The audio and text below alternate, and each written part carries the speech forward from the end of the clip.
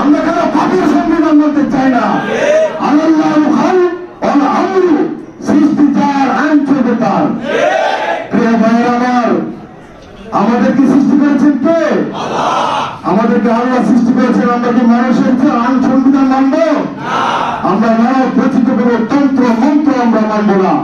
আমরা একমাত্র আল্লাহর সংবিধান দিয়ে আমার জীবন থেকে শুরু করে আন্তর্জাতিক জীবন পর্যন্ত আল্লাহর কোরআন দিয়ে পরিচালনা করতে চাই। আপনারা কি রাজি আছেন?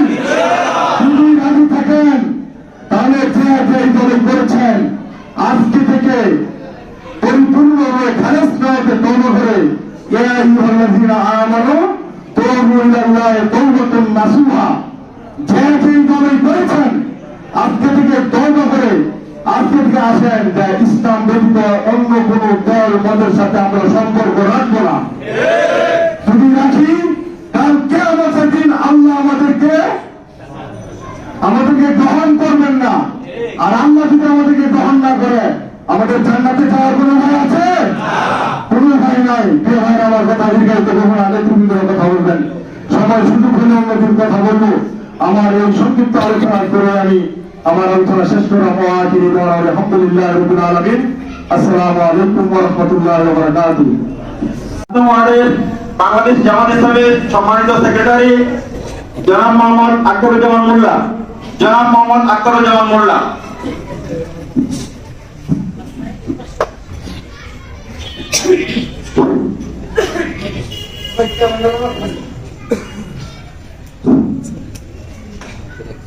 আসসালামু আলাইকুম ওয়া রাহমাতুল্লাহি ওয়া বারাকাতুহু। ওয়া আলাইকুম আসসালাম ওয়া রাহমাতুল্লাহি ওয়া বারাকাতুহু। إن الحمد لله نحمده ونصلي على رسوله الكريم أما بعد فأعوذ بالله من الشيطان الرجيم بسم الله الرحمن الرحيم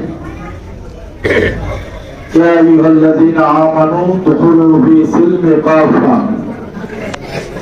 تركت فيكم أمرا لم تضلوا ما تمسكتم بهما كتاب الله وسنة رسول الله উপস্থিত ওয়ার্ড কর্তৃক আয়োজিত আজকের এই সাধারণ সভায় আমাদের মাঝে উপস্থিত আছেন অত্র ওয়ার্ডের সম্মানিত সভাপতি, আজকের অনুষ্ঠানের সম্মানিত সভাপতি জনাব মাহবুব ভাই।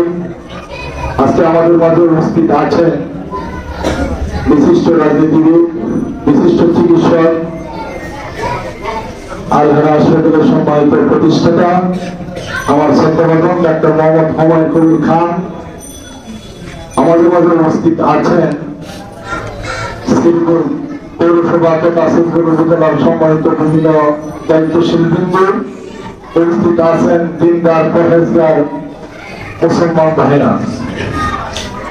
প্রিয় ভাইয়ের আমার, দীর্ঘক্ষণ আলোচনা শুনেছেন, কোরআন ও হাদিস থেকে অত্যন্ত চমৎকার আলোচনা করেছেন, দিন বিজয়ের কথাগুলি বলেছেন, আমরা মনোযোগ দিয়ে শুনেছিলাম। আমি কথা দিকে একটু করবো না, আমার গল্প সময় দেওয়া হয়েছে, একটি কথা বলতে চাইলে তিন দিনের কথা বলবেন। আল্লাহ রাসূল সাল্লাল্লাহু আলাইহি ওয়াসাল্লাম বলেছেন, আমি চলে যাব তো রেখে দেবো দুটি জিনিস, তারাকতু ফীকুম আমরান লাম তাদিল্লু মা তামাসসাকতু বিহিমা কিতাবাল্লাহ ওয়া সুন্নাত রাসূলিল্লাহ। আল্লাহ রাব্বুল আলামিন যে কোরআন নাযিল করেছেন আমাদের উপরে জীবন বিধান সংবিধান হিসেবে, সেই কোরআন আমি রেখে দেব এবং আমার সুন্নাহ রেখে দেব। এটি কোরআন আর সুন্নাহ যদি তোমরা আঁকড়িয়ে ধরতে পারো তাহলে কোনোদিন তোমরা পথভ্রষ্ট হবে না। প্রিয় ভাই আমার, আপনারা জানেন আমাদের এই দেশে অনেক ইসলামী দল আছে, তা থেকে বাংলাদেশ জামাত ইসলামী একটা ভিন্ন দল। এই জামাত ইসলামী তারা কোরআনের কথা বলে, তারা সুন্নাহর কথা বলে। অন্যান্য ইসলামী দল কোরআন সুন্নাহর কথা বলে, কিন্তু জামাত ইসলামের মধ্যে এরকম তৃতীয় দিন তাদের নাই। জামাত ইসলামী যারা যোগদান করে তারা জানেন, তারা সর্বপ্রথম ওই কিতাবুল্লাহ তাদেরকে কোরআনের সবক দেওয়া হয় এবং আমাদের ব্যক্তিগত রিপোর্ট যারা রাখেন তারা জানেন আমাদের প্রথমেই কোরআন অধ্যয়ন করা হয়।